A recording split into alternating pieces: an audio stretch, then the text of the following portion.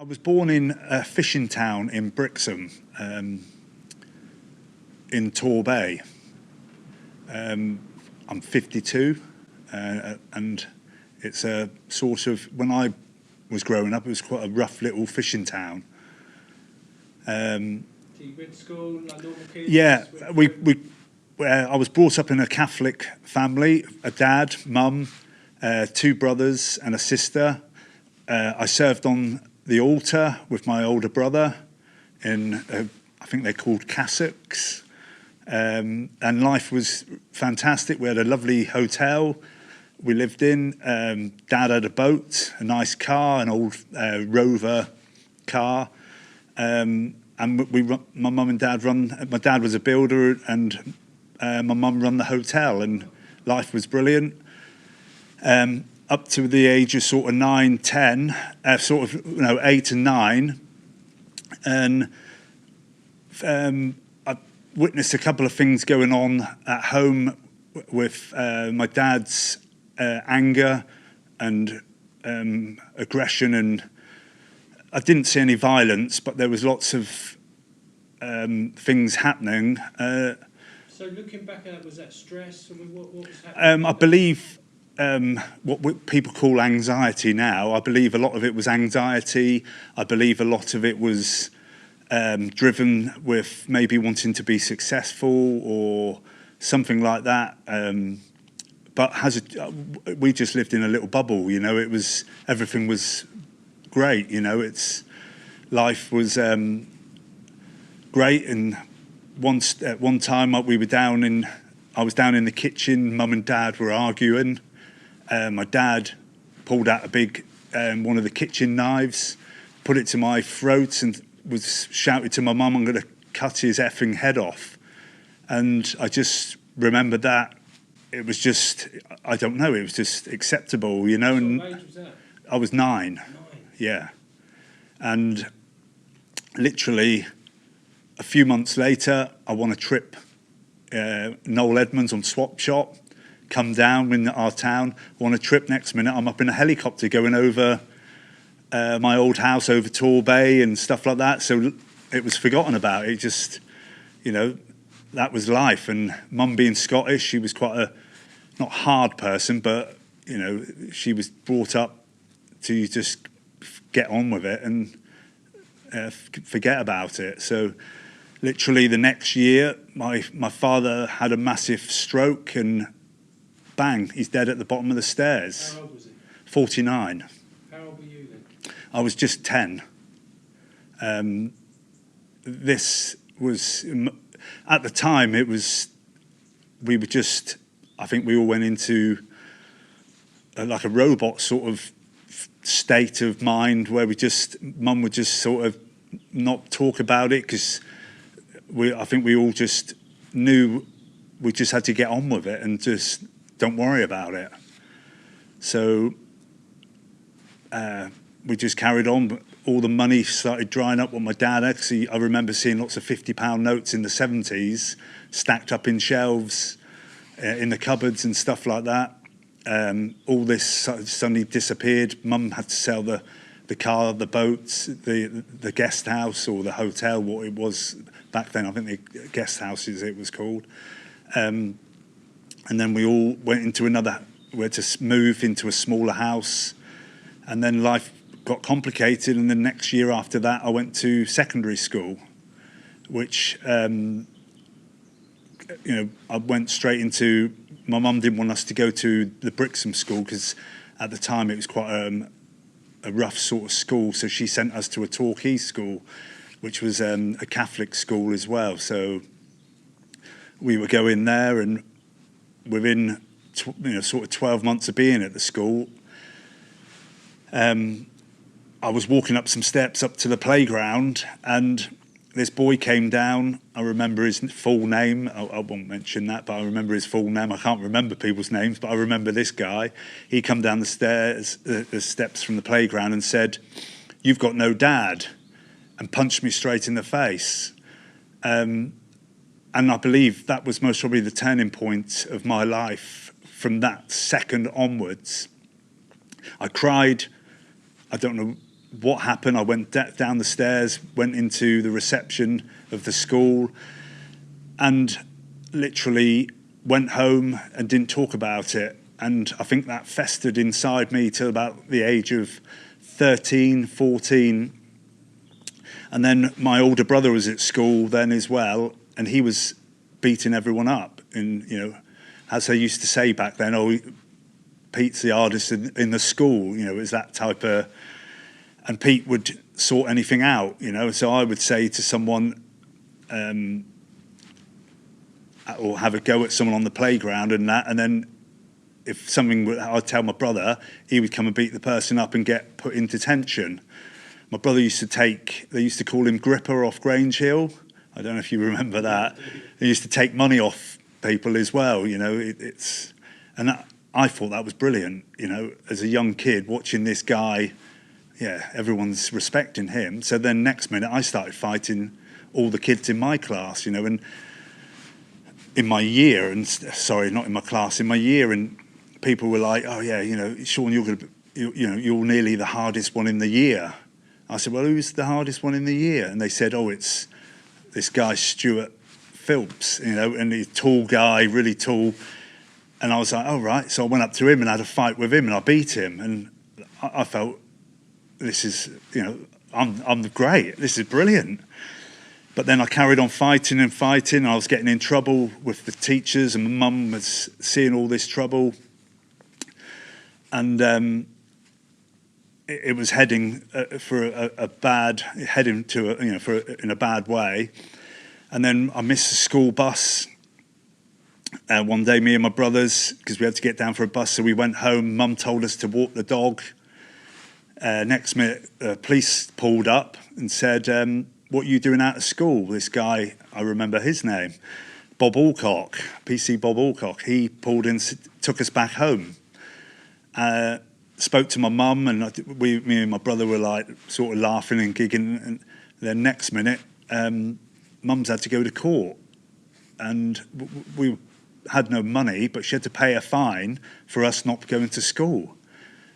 And then my resentment for that policeman, I just hated him, and I wanted to hurt him, and I wanted to find out where he lived. And me and my brother would think about, you know, wanting to hurt policemen then. And then literally I went into school, started getting drinking and doing silly things out of school.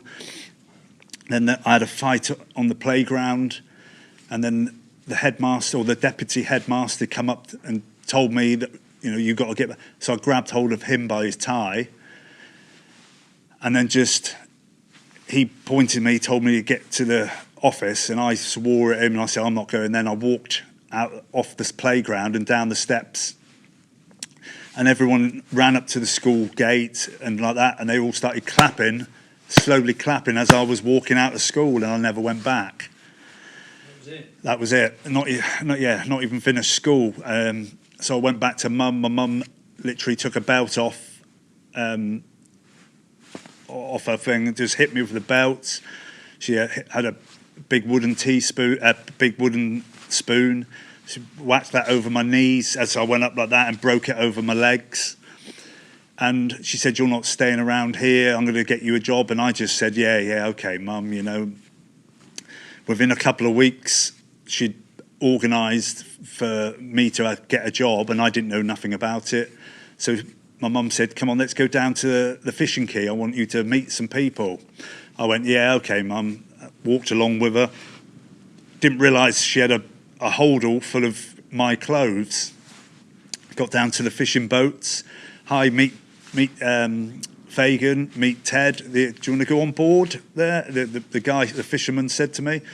And I went, well, not really. I went on board to have a look round and everything like this.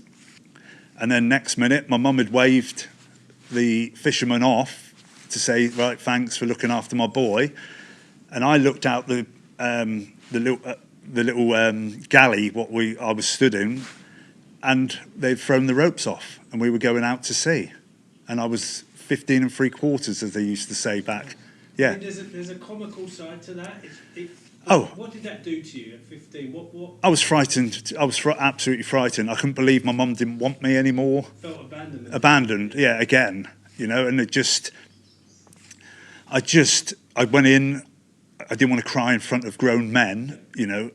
They took me downstairs to show me where you sleep, and it was like a little coffin set in the walls of the boat. So you'd open in a little slat and climb in that slat, and you'd sleep in there. And I'd go out. We were going out, steaming out past Berryhead and everything like that, and the boat was going up and down, up and down. I ran up, and I was sick and sick and sick for most probably 6 or 7 hours, sick constantly until all the bile come up and everything like that.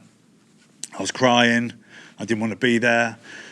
So, and I asked, how long are we out for? And they said, oh, you'll be 4 days if it's a good catch, you know. So we did our 4 days. He was showing me how to pick all these scallops up, but in between all the scallops there was rocks and everything like that, and I had no strength then as a child, really.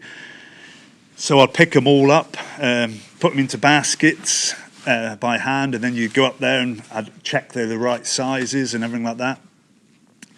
4 days went, and then we're going home, and I was, this is brilliant. I'm going home. Don't know where I am. I'm out bobbing out in sea. We start pulling in, and I thought, this doesn't look like Brixham. It wasn't. It was Mevagissey in Cornwall. So we started steaming into there. We were just dropping off the scallops because you can't keep them in a freezer for so long. So they would get rid of because we had so many. And then we went out again for another 4 days. And then that went on and on for 8 months of fishing. And I just said to Mum, I can't do this anymore because I'm drinking, I'm partying, all at 16 years of age. I'm buying things that I don't need, and I'm literally renting a house with some other people, and we're all living in a house at 16, which was incredible, really. But my behaviour and what I was doing was just reckless. So Mum got me an apprenticeship at a garage. So I started working in a garage, which sort of calmed me down a little bit for a few years. It's quite an accelerated childhood, wasn't it? Oh, yeah, from my dad dying, I can't remember anything. You know, it just, there was violence, drinking, and just it's my hell, you know. So we're going to unpack your story a bit, and it took you maybe another 2 decades, really, of journeying this stuff. Yeah. And digging even deeper in and losing yourself. Absolutely. I was uncontrollable and getting away with it, as in I was just paying fines at the courthouse. A couple £100 here, a couple of £100 there, go and assault someone, a couple £100 here. Then my mum had a pub, and I met a chap in there who was a boxing trainer, and he sort of had a word with my mum and said, look, why don't you get yourself into boxing? I was like, oh no, I don't need to box, I can fight anyway. And he said, well, it's not the same, you know. So I went up to the boxing gym, and I absolutely loved it, you know. How old were you then? Sort of 17, 18. Yeah, so that was, for me, it felt like home, because I had a guy there telling me what to do, how to do it, but also telling me, you're really good at it, you know. And that's the first bloke who's ever said anything to me. Do you think that was something of a father figure in your life? Yeah, at the time I didn't know that. Yeah. But who else did I have as a man in my life to say, do you know what, you're good at that? No one's ever said that to me in my life. My mum and dad, when they were together, I can't remember them ever saying that. And my mum passed away last year, so I don't really want to say she wasn't a good mum. She was a fantastic mum.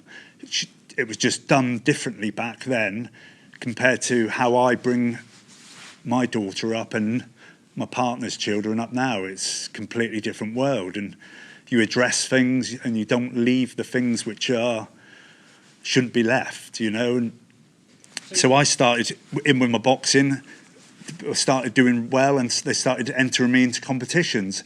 I was hitting people and getting trophies for it. The last time I was hitting people, I was getting court dates, you know. So I was thinking, hang on, this is good. Started winning lots of fights, and you know, people started noticing me. And instead, I was in the paper for a Western Counties champion. I won the Western Counties championship. Then I was going to the senior ABA championships, and that was in the paper. Instead of saying Brixham fisherman attacks another man or something like this. So I was getting, everyone was talking about me in a good way, saying that he's doing really well. I'd met my partner then, Rachel, who, where did that come from? Who was a really good person. And she tried her hardest. She really tried her hardest to help me. You know, she was a couple of years younger than me, but she didn't have a chance. You know, I was on one track and no one was going to stop me. No one was going to tell me, you can't do that, you can't have that, you can't do, you know.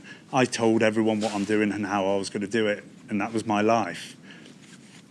I stayed with Rachel, you know, for a few years. We got ourselves a flat, and the violence and the boxing was still going. I was boxing and fighting outside the ring, and then once I was going to court and they knew I was fighting and I was a boxer, it made things worse. I went to the ABA finals. I got to the finals of the ABAs. I lost in the finals because I loved the boxing, but I didn't love myself. You know, I had all these trophies, what meant nothing to me. I won trophies, and they should mean things as an accomplishments and things that I've done, but it meant nothing. Everything just always hurt. It felt, how I can describe now, that I just was drowning all the time. I was drowning, just holding on to something what wasn't there. I just had no direction. I didn't have anything. You know, even though I had brothers and a sister and my mum and my girlfriend, it was just, I just had nothing. Was that at the point where money became a real, I guess, idol or focus for you in your life? Money, I was getting money from fishing when all my other friends were on YTS schemes and everything like that. I was getting 3 or 4 times the amount they were getting, and once you get given a little bit of money, I presume it's like how people would be with drugs. You try cannabis. Well, I'm going to try a little bit of cocaine, and then I'm going to try this and try that. And the same with drink. You have a pint of beer. Oh, I'm not going to drink pints because I can't, so I'll have a short, and then you start drinking a bottle of shorts. Money was never enough. You know, I had hundreds of pounds when my friends had tens and 20s, so I would just be generous and buy them things, you know, spend money on drink and stuff like that. So literally I got out of that. My mum was in the pub, and I met this guy in the pub who was a plumber, but he said to me, why don't you come and work for me? And I was reckless, I was fighting, and he didn't know any of this. My life was a mess. I had my partner and everything like this, and he said, and do you come and work with me? I'm in London working, I earn lots of money, and I just thought he was another drunk in my mum's pub. So, you know, I left it and just ignored him. Then in the next year or so on from there, I had a daughter myself, and that stopped me. You know, I had someone to care about then, and it suddenly stopped me sort of re-offending for 12 months and doing the things I was doing and the behaviour I was doing. And the guy I kept seeing in my mum's pub, he kept saying to me, come on, Sean, come up and help me do some plumbing. You'll love it and you'll earn some good money. And I was just thought he was a drunk, you know, and you don't take any notice of him, you know. So one day he said to me, I'm just going over, I'm going now, and can you give us a hand with my shopping? So I picked 2 bags of shopping up with him, walked him over like I've done quite a few of the drunks, local guys, over to the taxi rank, just with their bags, just to help them out. And he said, I'm not going to the taxi. We got over towards the taxi rank. He said, I've got my car here. I said, you can't drive, Alan. You've had pints of lager. He said, he used to always call me this, I'll be right, boy, I'll be right. So he got his key fob out and pointed it at this Rolls Royce. And I laughed. I said, in your dreams. And the lights flashed as he pressed his key fob. I said to him, I want a job with you. And he said, you can start next week if you want. So I walked back into my mum, said, Mum, I'm going to work with Alan in London. And literally, that was it. I went straight up, started seeing what it was all about and everything like that, coming back down at weekends and everything. My daughter was only maybe 2 at the time, and I was back in Brixham, driving her up to my mum's house to babysit, and drove past a dustbin lorry. It came down the hill and cut me up right in the front of my car, and I slammed the brakes on, and I shouted a load of abuse out the window, and the guy shouted some abuse back to me. And I didn't take any abuse off anyone, so I always dealt with it with my hands. So I got out, opened the door of the dustbin van, I shouted up to the guy, who the hell do you think you're speaking to? And just punched him straight away, knocking him unconscious. He fell out of the cab with the door open. He was quite high up, and he was hanging on the seatbelt, just hanging out the side of the lorry. His foot come off the clutch, and I just watched the lorry go down the hill with this guy hanging out the cab.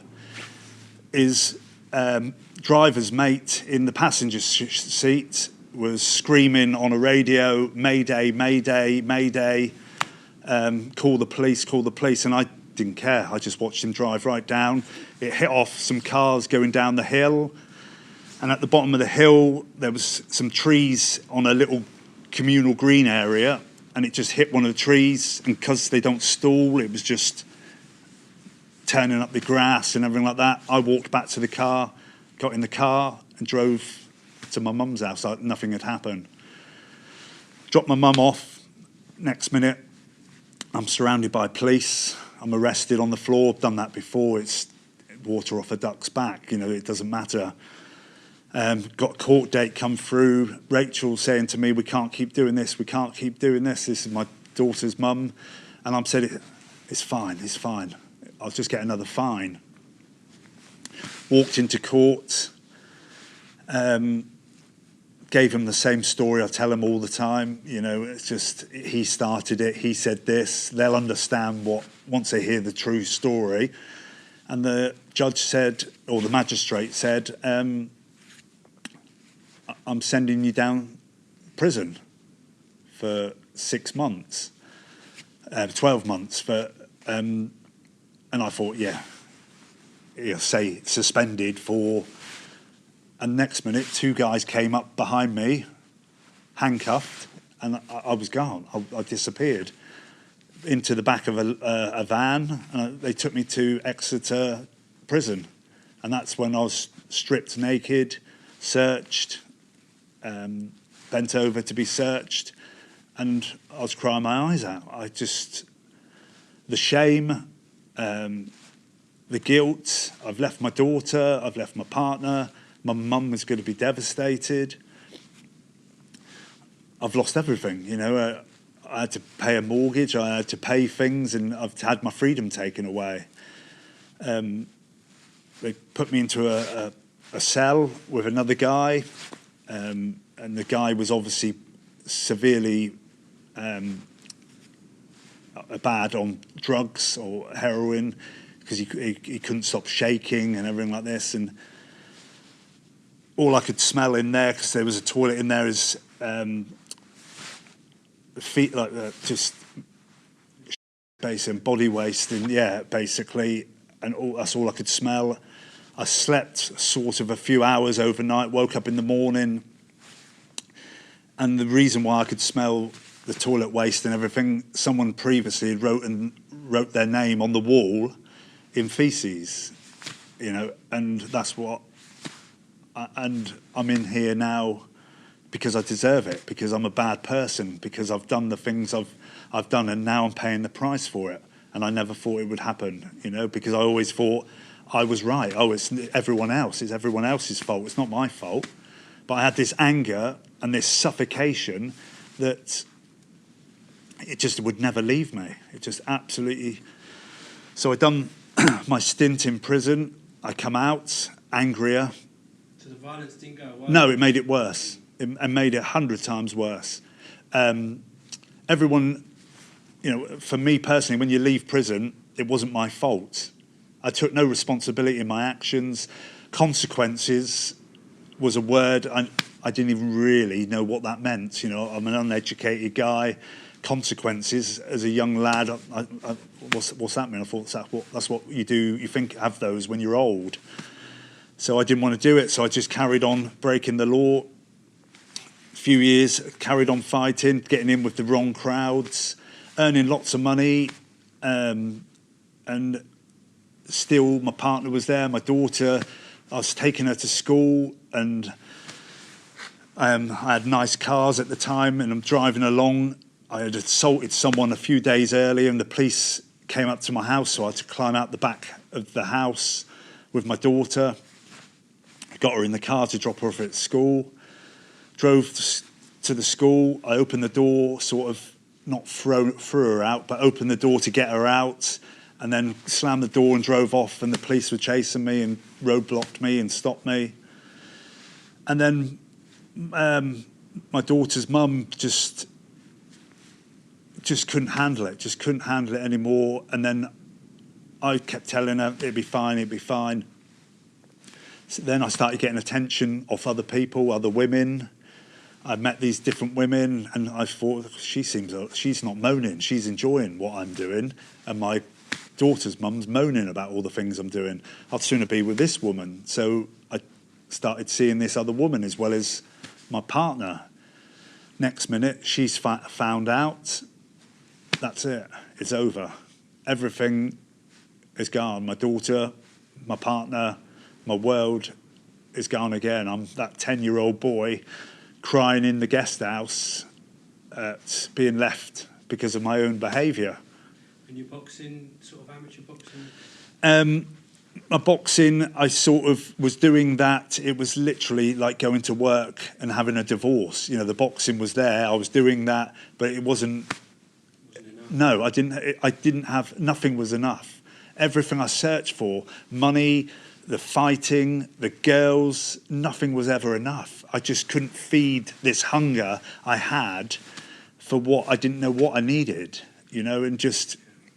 Some of we've talked, some of your examples and stories and moments you've lived, you were in large respects out of control. Completely out of control. Just lost it. It was a switch that went, yeah. And that was it, you were gone. Yeah. It was a Jekyll and Hyde thing as well, I would walk into my customers and say, hi, how are you? Lovely, and do the jobs I would do in their house. And then the minute I left the house, it was like a switch. I was like, right, I've been nice to that person. I deserve to be angry to someone else. So if anyone annoys me or does something, they'll have the full wrath of what I've got built up inside me, because this monster is ready to just come out and unleash it onto whoever gets in my way, doesn't agree with me, or does anything that I want will affect my life, and I'll make sure I do something about it. How much of a part in your life did alcohol play? From when my partner left me, I started drinking sort of 5 days a week. I wasn't a guy who would sit and have a pint, because I never drunk a pint, because when my boxing I didn't drink, so I wouldn't be one of these guys who sit with a pint. But I was sort of top shelf, they call it, like the optics and stuff, or mostly champagne. And when I say champagne, I was buying sort of 400 or 500 quid's worth of champagne a week, sort of every week, with the guys I was hanging out with, just spending... I was literally, they were drinkers. I was going home in a taxi, waking up in the morning, being sick in the toilet for 30 minutes, washing my face, going to work, being sick in customers' toilets because I had a hangover. And then I'd go home, sleep straight as soon as I got in, and for 3 or 4 days I'd have a hangover, and then I'd go back at the same night, drink, be sick every day for, I would say, 7 years. Without a day off, every day I'd be sick the next day from drink, and that was constant for 7 years. Did you get to a point where you started to think, I can't keep this going, I can't keep being me? Yes. No, I didn't.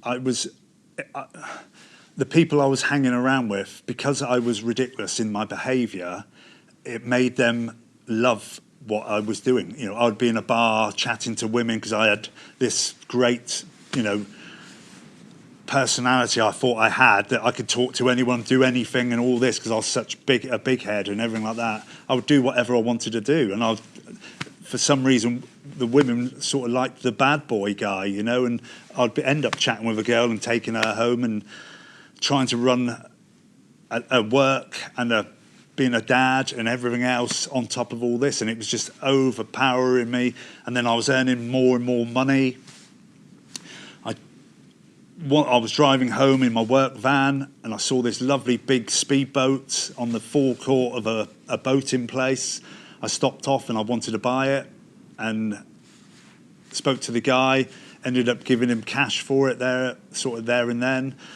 Then I needed something else. I thought I needed this. So I bought a 4-wheel drive truck. I had a R1 motorbike. I had a custom built Harley Davidson. You know, I had a convertible car. I had a 4-wheel drive. I had a boat.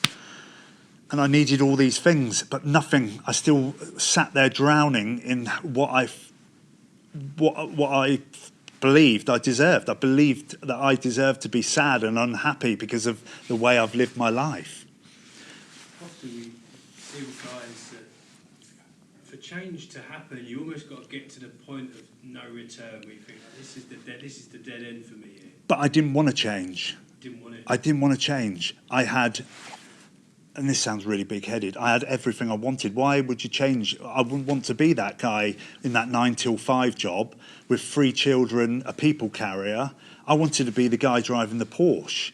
I wanted to be the guy with the girl at the bar with the pretty face and the pretty hair and the boobs and everything else what goes with it. I wanted that 300 or 400, 500, £1,000, £5,000, £10,000 in my pocket and rolled up cash, and I'll be like, I'll get that, you know, to be the big head and I'm the man, you know, and everyone would just take off you. Oh, Sean's getting these, and I'd be buying bottles of champagne and not leaving them on the bar, and I wouldn't even end up drinking them, or no one, because it was just for show. You just did all these things for show. What was the turning point for you? Where did this breaking point? Where was the I was reckless right through right up to 2012. I met a guy from up country. I met him in a garage in my local town. He was down on his luck. He needed a place to stay, and I got introduced through a mutual mate, saying he needs a place to stay for a few weeks. And I looked at him, 6'7", 25 stone bodybuilder, and I thought, God, he's a big guy, but with all my stuff going on, I could do with someone like that as a bit of a protection guy, you know, who no one's going to mess with me if I walk in somewhere with this guy. He's like an American wrestler. I said, yeah, come and stay, mate. And he come up, and next minute he started finding stuff out about him. You know, I was an enforcer in upcountry. I shot my business partner at point blank range in a car park, and then he said I'd Google it, so I Googled it, and yeah, business partner, this guy got away with. He'd only done 4 or 5 years because they knew both of them were villains, but one of them, they don't know who turned up with a gun. He told them, the other guy turned up, and they wrestled with it, and it went off in matey's stomach. But the guy sat there and said, no, I turned up, and it was meant to be a fist fight, but amongst the criminals, there's no rules, so he just turned up with a shotgun, and I blew the guy's intestines out of his belly. And I'm listening to this guy. My stuff I'm doing is punching someone in the face. You know, this guy's blowing people up with shotguns. And instead of any normal person would be like, get out of my house, I was like, I'm loving this. This guy shoots people, beats people up. I've got nothing to worry about here. Started taking him out drinking now. Next minute, I'm opening up the fridge. There's steroids, blocks of steroids in there, which he was selling, other drugs in the house, thousands of pounds in the cupboards of his money. Had knocks on the door. Hello, mate, are you Sean? And I went, yeah. He said, oh, Rob's got you a present. Here you go. 42-inch telly coming. Oh, thanks. I've got a 42-inch.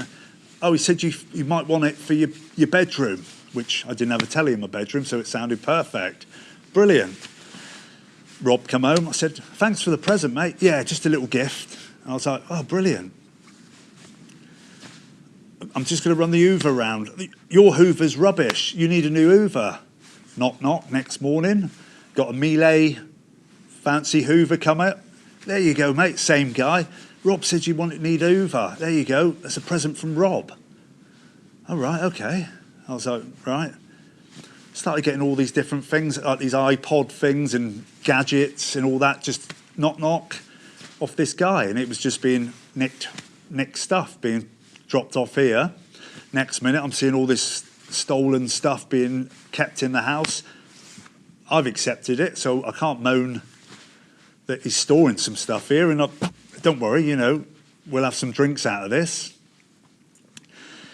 Then I asked Rob, what his story was. He said his wife's left him and he's down on his luck. And I said, well, let's go over and have a few drinks. So we went for a drink in a local pub, talking away. His wife turned up and they're chatting away. And I thought, well, this isn't how he described me to her. And I was like, well, he said, well, we're going now. So I started walking up the road with him, got up right up the road. Next minute, he's hit her literally knocked her to the floor. I ran up. I went, Rob. And then literally that was on a Sunday night.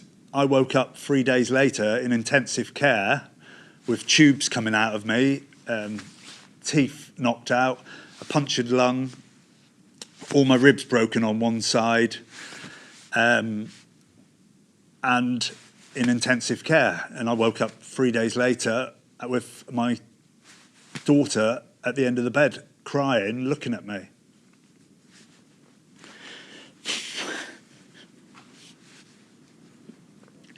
He had attacked me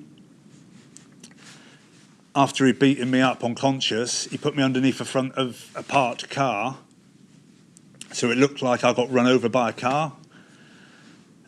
Fortunately, neighbours, a German couple, phoned the police, who were down on holiday, and then the police came and they tried tasering him, and the taser didn't work, but they arrested him. And he literally got banged up, and I was a broken mess. I had all my teeth missing out of one side. He broke my back in 3 places because he stamped on me so hard. All my ribs down the left-hand side were recovering. I broke 3 vertebrae in my spine. And my sister, who I hadn't spoke to...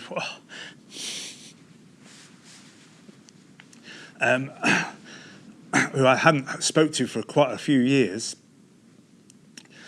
I didn't realise was an ambulance driver.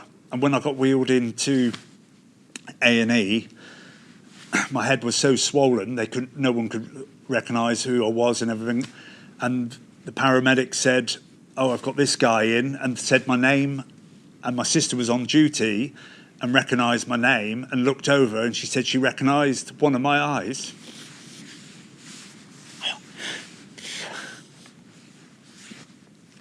And then, literally from that day onwards, she looked after me. I went and lived at her house for a year to recover. I was on lots of tablets for pain and my mental state of what I was in. I started hiding in cupboards because I was on so many pills, because I've never took pills in my life, and pills for the pain and everything like that. I was on 6 tablets in the morning and 6 tablets at night. So I started sleeping in the cupboards, and my sister didn't know this. I was doing all weird behaviour. I opened the bedroom window, and there's a hot tub by the window, and I thought my sister put it there to stop me escaping. So I started getting paranoid about what my sister was up to keep me trapped in the house. So next minute, I've made a decision. I've got to get out of the house. I got myself together and just went to a farmer's field miles and miles away, bought a 500 quid caravan and started living in a 500 quid caravan in a farmer's field with no electric, no nothing. And I just stayed there for literally sort of 6-7 months, and I had people phoning me saying, what you up to? And I told them I'm in a house and everything. I just told everyone a lie so they didn't have to know about what I was doing. And my life was horrendous. It was just at rock bottom. I had no money. I had no one wanted to see me. I tried to avoid everyone. I was hiding away in my caravan miles away. I told everyone lies because I didn't want them to know where I am or want to do anything or make me want to do anything. So a plumbing mate of mine phoned me and said, "Oh, I've heard what's happened to you. I'm sorry, can you work?" and all that. I said, "Look, Ryan, I'm in hell of a mess. I can't work at the moment, mate." So he phoned me a few months later. He said, "Look, I've got a job for you to come and work with me on." I said, "Ryan, I had post-traumatic stress, which I didn't know of. I couldn't even knock on someone's front door because my mind was telling me don't do that." And he said, "Look, this guy's all right. It's everyone in the house who's working there are all churchy blokes." And I thought, that's got to be the worst thing in the world. The last thing I had anything to do with church, it was rammed down my throat when I was a kid, and I just was miles away from that. I was broken, broke, and heartbroken and drowning in the situation I was in. Then Ryan phoned me again. "Look, I really need some help." And I thought, right, I'll give you a day, Ryan. I'll come and help you for a day. So I drove to this guy's house, drove past his house because I couldn't get it. I couldn't just pull into his driveway. I just didn't want to do it. With having post-traumatic stress, it was just avoidance. So I drove past 2 or 3 times and I couldn't even pull on the driveway. So then I sort of got up enough courage to pull up on the driveway, pulled in, met Ryan, went into this guy's house, and they said, spoke to a couple of the builders and the carpenter and stuff, and they said, "Oh, we've got to do this and all that," talked about the job. And I said, "Cool, what are they doing here then?" He said, "Oh, the guy who owns the place is putting a flat on the side of his house to help people who have got problems in their life." And I just didn't understand why someone would want to do that. Why do you want to help someone? They come and stay for free? I said, "Well, why does he do that? Who would do that?" And then next minute, this guy, the owner, was behind me. He said, "I do. My name's Trevor Bartlett," and introduced himself. And I felt embarrassed because I thought, who would do that? And I've just talked about the guy. So he started telling me what he wanted doing, and then he took me outside at the front and he said, "Can I just show you the gas meter?" And then next minute he's talking about this big pressure vessel and stuff like that. And I said, I just wanted to tell him, I thought, what a lovely thing to do so I'm going to tell him. I said, "I hope you don't mind me saying, but what you're doing here is really nice. I've never seen anything like that in my life. I've just seen the bad in people."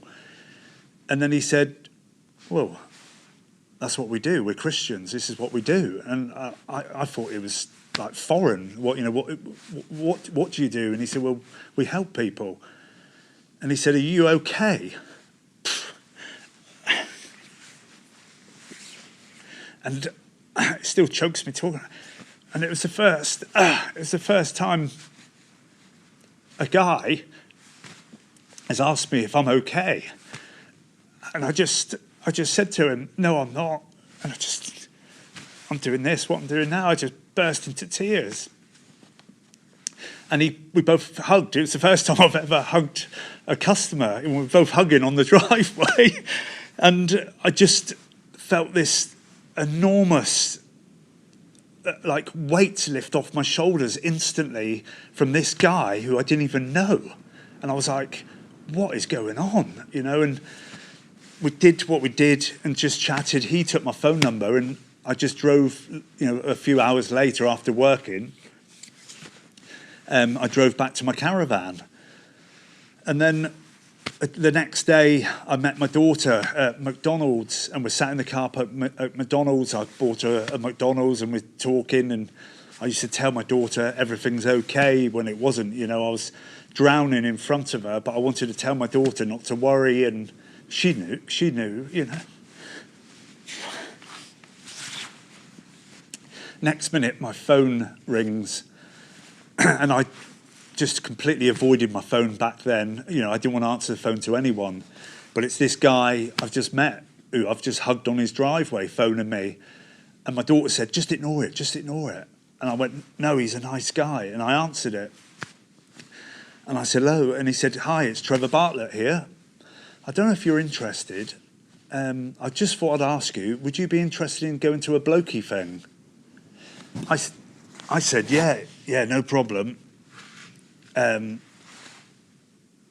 Yeah, no problem. I will. And he said, okay, I'll send you over the details. And I put the phone down and my daughter looked at me and just said, why did you say you would do that? I said, but he's a nice guy. Yeah, but Dad, you don't do anything. And I said, yeah, but I'll see what happens, and see what goes on. So he's apparently emailed me all the details for this blokey thing, sent them over. He's texted me a week later, did you get my email? Yes, yeah, I got your email. I never opened it, didn't look at it. I didn't read emails for a couple of years, He's got, I've got your email just to keep him happy. He said, yeah, okay, and don't forget it's told me the date. And I said, yeah, that's absolutely fine. I said, I'll be there, mate. Don't you worry. And I had no intentions of going. I thought, just keep him happy. He's a nice guy. Just say what you do, with your other customers. Tell them what they want to hear. So literally on the Friday I was meant to meet this Trevor, I'm working with Ryan now on a sort of on-off basis. And he said to me, can you, give me a hand on the Friday? I went, brilliant, yeah. I don't have to meet that churchy bloke then. And he said, look, we've got to go and do a water main at a drug rehabilitation centre. We've got to put the water main in for this place. I went, brilliant, that's going to take all day. So I'll pretend I'm busy working. We're driving up to the place. Next minute, the phone's ringing. Ryan answers it on his hands-free. Hello, the drug rehabilitation place. Hi, Ryan, we're not ready for you yet. And I looked at Ryan, I was like, oh. And Ryan put the phone down. He said, no problem, put the phone down, and said, you can go and see your churchy mate now. And I went, oh, he's such a nice guy, I don't want to let him down. He said, well, go and see him to see it might be all right. So I drove there at just gone 12, pulled on his driveway in my old van, and he said, opened his door, and he waved to me. He said, just put your stuff in the boot of the car, I'll be out in a minute. I looked at him, put my stuff. I went, oh, okay, mate. So I went and sat in his beaten up old car he had out there. So I sat in the back of his car. And he said, oh, we've got to pick a few others up. I thought, oh, God, we're going drinking in Torquay. That's the last thing I want to do, but just get it out of the way. He's a nice guy. So I'm sat in the back. We picked up this guy, Andy, who the builder, I recognised him. Picked up another guy in the front called Joe. Never seen him before. He's talking absolutely crazy stuff about God's done this for him and God's done that. And I'm looking at him thinking, he's madder than me. And I just thought, I've got to get out of here. I text my daughter with my phone and she said, have you gone to that guy's, churchy guy's house yet? And I said, I'm in the back of his car. So she's sending me LO with smiley faces, laughing that I've got myself in this situation again. And I'm panicking, I've got post-traumatic stress. All I remember is my counsellors saying to me, when I used to have therapy, because I was having it on a weekly basis for my post-traumatic stress, they said, don't go to pubs, don't go to meet new people at the moment, because just stick with your family and friends. And it's against everything the woman told me, sat there with her little clipboard, and I'm sat with people I don't even know, driving up the road in his car. So next minute, we've pulled up to Newton Abbot Penham roundabout, going up the motorway. And I'm texting my daughter saying, I don't know where I'm going. I think I've been stitched up. And she's laughing, thinking that I'm laughing about it, but I'm frightened. I've got post-traumatic stress. I can't leave my front door, let alone sat in a car with strangers, and I'm frightened. And I said to her, look, once we stopped for petrol, I'll get out at the petrol station to use the toilet, but I'll run, and can you come and pick me up on the side of the motorway? And she said, Dad, I haven't got the petrol. And I said, look, I'll give you the money. But I didn't even have the money. I had £18.60 in my pocket to my name. I had no money. That's all the money. And I just hoped that she could get to me. So I've looked over Trevor's shoulder at his fuel gauge, and it's on full. It's got a full tank. He ain't stopping for a petrol station. Carried on driving all the way up, got to the side. Oh, here we are, lads. And I didn't want to ask, because I read the email, apparently, and I'd never read the email. And I just saw this few guys with high-vis jackets on, stood in the gateway and I thought, this is I've never liked camping. Never been a guy to get in a tent or anything. And I've come to a camping thing.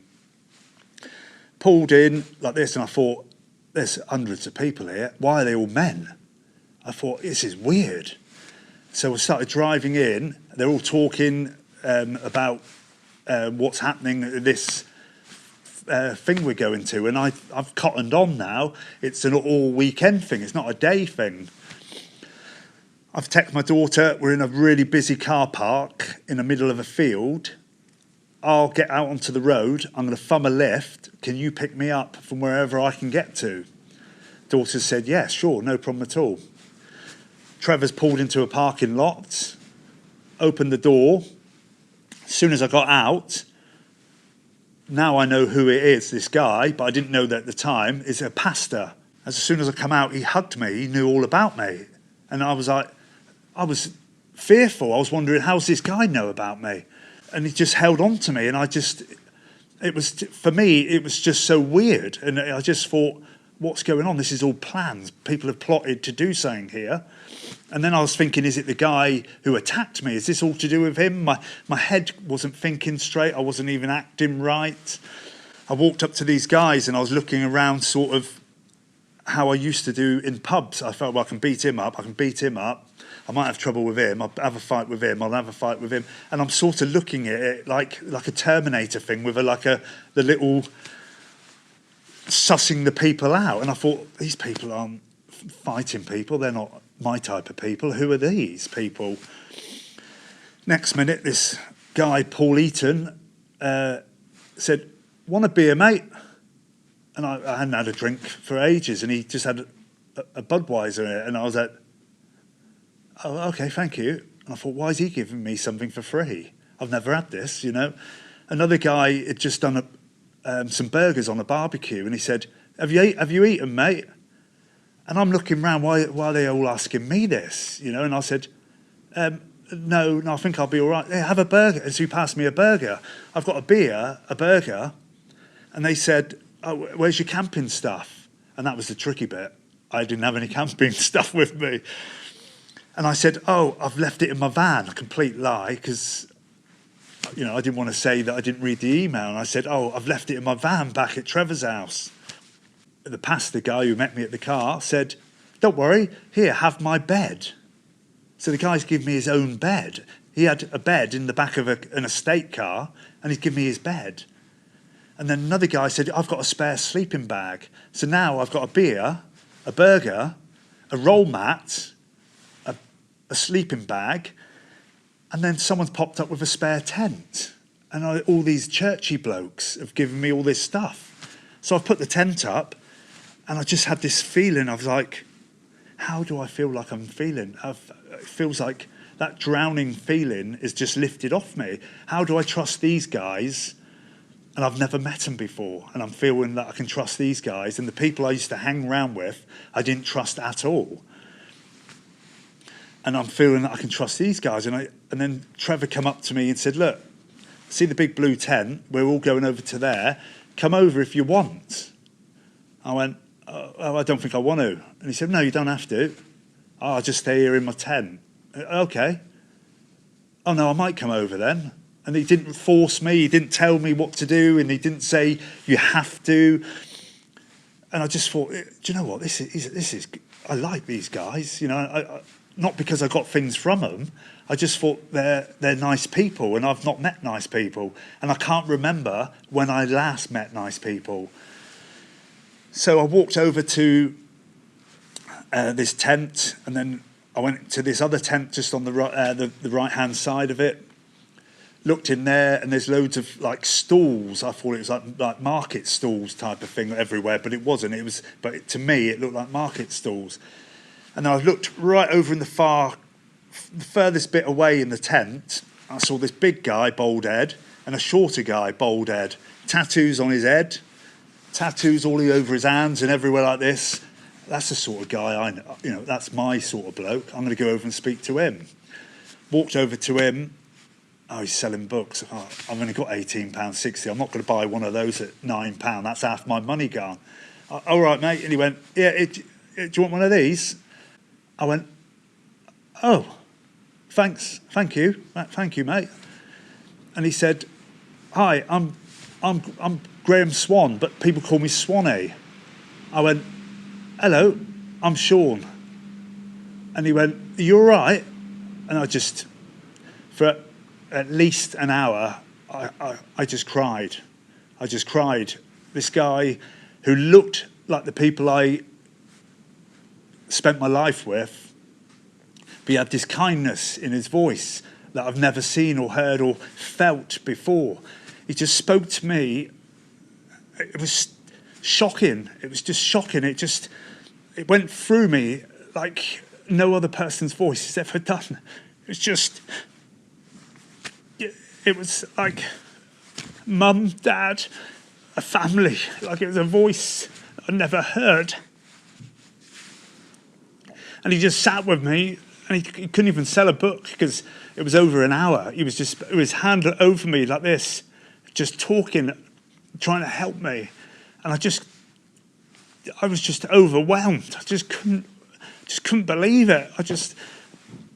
The next minute, this guy, Chris Hardy, massive guy, you know, he looked, you know, come over to me, he started speaking to me, and I was like, you know, this looks like one of the lunatics I was hanging around with, you know, and he started speaking to me about all the good things God can do for me. And I started crying again. I just was overwhelmed by these two guys. I thought they looked like the people in the prison I was in, speaking in words and in a soft voice that I've never heard in my life. But just, you know, we care about you. And I couldn't believe it. I just was overwhelmed by it.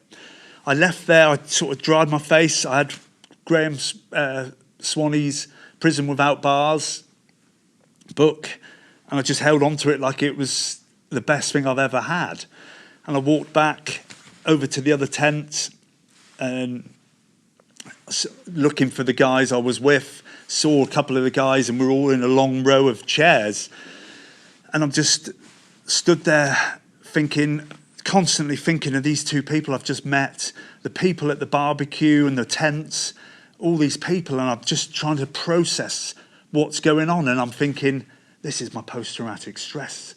This isn't real. This is post-traumatic stress affecting me in my thinking, because I don't think this is all happening. You know, my mind was just playing games.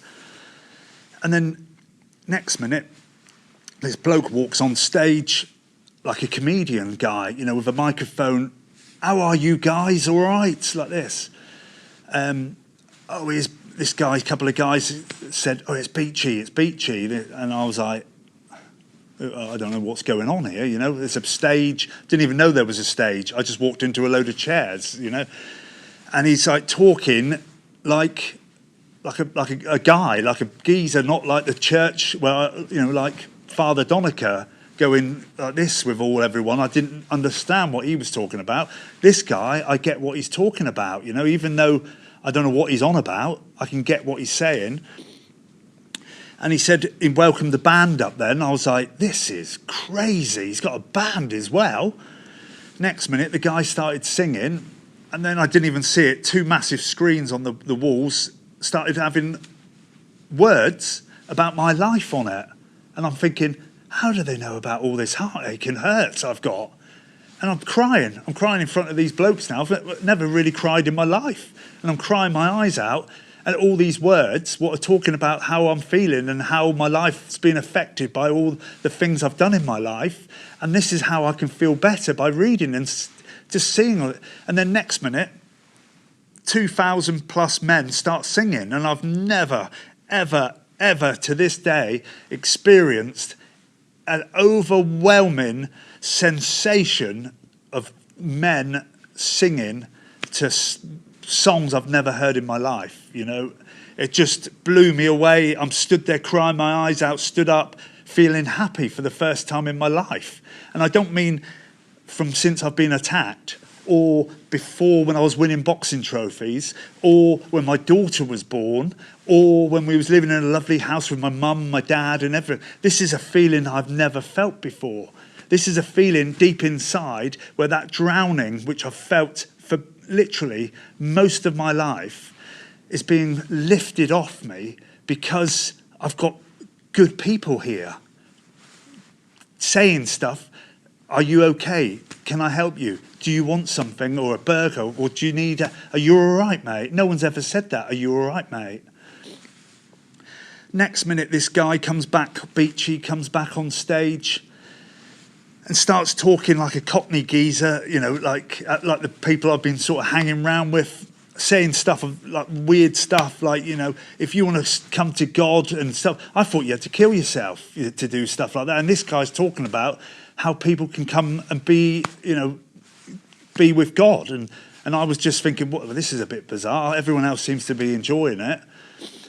And then he said, look, if anyone wants to give their life to Christ today, tonight, now, you can come up the front. And I said, well, and I said to the builder, I said, can I do this? Or do you have to be, you know, I didn't know what was going on. And he said, well, you can if you want to. I was trying to still act the man, you know, sort of say, I wouldn't mind doing something like that. And before I knew it, I ran up the front, and Beachy didn't even call anyone up yet. He was just talking about calling people up. I was that far back. I was just running up all the way up to the front. And then, as he said, come up now, the guy who I now know as Swanee stood up to greet people coming up, and he just turned round and saw me running towards him. I just put my arms out, crying my eyes out, grabbed hold of him, fell on the ground, crying, uncontrollably crying my eyes out. I had this feeling that I just had no pain, and I don't mean physical pain. I had no pain, emotional pain, no hurt. I had massive amount of problems going on in my life, but none of them cared for that minute. I was laid on the floor in the front row of a place where I should have never been, but I was there. And then the whole night, everyone was sort of enjoying themselves, and I went back to all the guys, and I thought, well, I need to tell Trevor about my life. You know, this guy doesn't really know much about me, but I'm not going to tell it. I don't want everyone to know because I'm still a private person. So I'll go behind the caravan, his caravan he was in, and see if I can catch him and call him over. Next minute, I went behind the caravan, and he just walked around anyway. And he went, "You're all right?" I went, "Trevor, I think you've saved my life." And he went, "Oh, I don't know about that," and patted me on the back. And I was crying again. And I told him a story. I said, "I've been living in a farmer's field in a 500 quid caravan. I pulled in at a barn on the way home, where I go back to my caravan, sat in a field, and I wrote in my diary a suicide note and addressed it to my sister, because I wanted to end my life, because I let everyone down. I let my daughter down. I let my family down. I'm not a good person. I've hurt so many people. So I wrote this letter in my work diary, and I flicked over a load of pages, and I wrote it in there. And I told Trevor, I wrote in the diary that I'm going to end my life, because I had all the pills I kept from what I should have been taking for my pain. I had boxes of pills left over. And we all just prayed together. Or I didn't know how to pray, but these two guys I've never met in my life were holding on to me.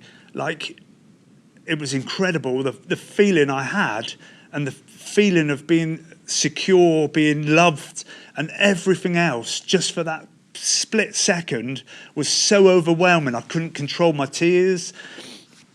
Then I went round to see all the other guys and everything, and then everyone sort of was worried about me because of how emotional I was of happiness. You know, I was a different person. I was happy, and with all the guys laughing and joking. The next day on the Sunday, you know, they were all like, "Look," Swanee had come over and said, "Look, you know, you're at a high now at the moment, but you're going to wake up Monday morning."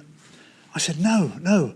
I don't feel the same. And I think they all thought I've most probably gone mad or something. And that's how I thought they thought. Literally, we're driving back. I'm saying how I feel. I feel amazing. And Trevor's like, "Yeah, but you're going back to a caravan. Why don't you come and stay at my house?" I said, No. I want to go back to my caravan. Got dropped off, jumped in my car, drove back to the caravan. I walked into that caravan that night, and it felt like I walked into a hotel. Honestly, I could have been anywhere. On the Friday, I didn't want to be here anymore. On the Monday morning, in the same caravan, in the same farmer's field, it felt like I just walked into the Grand Hotel, and that's the difference, how it made me feel. That's amazing. To bring this to land, is there anything you would say to guys who watch this and are saying, "Yeah, but you don't know my life, like my struggle, you know, I've done this, I've done that." The feelings that men have that disqualify them from accepting who Jesus is in their life, what would you say to those guys?